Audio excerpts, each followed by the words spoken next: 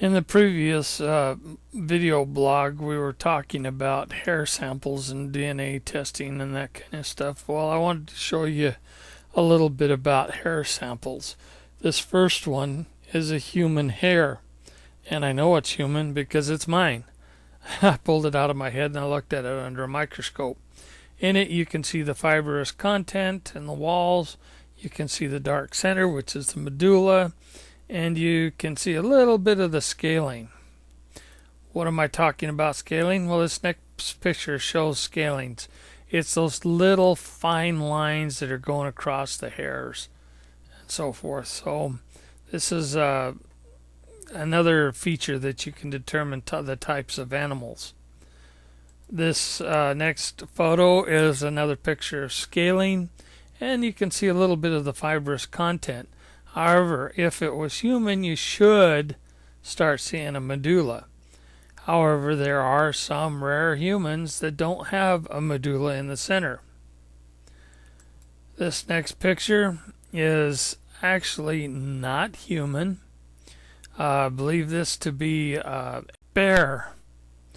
And so I was doing a little bit of a hair study for a guy, and actually, this belongs to one of the hairs off the chest.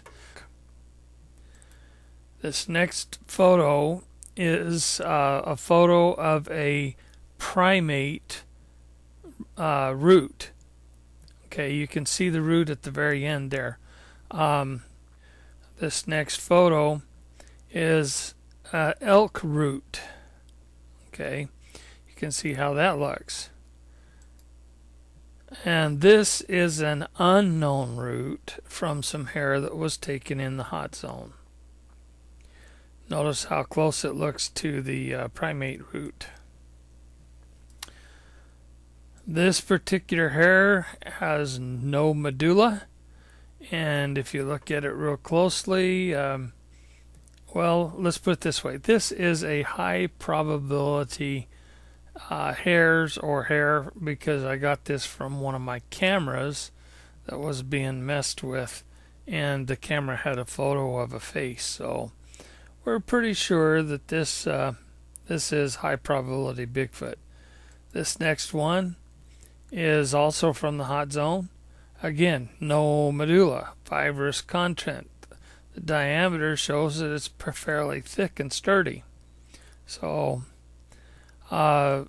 not too far away from there, we found another hair that we believe is high probability Bigfoot hair.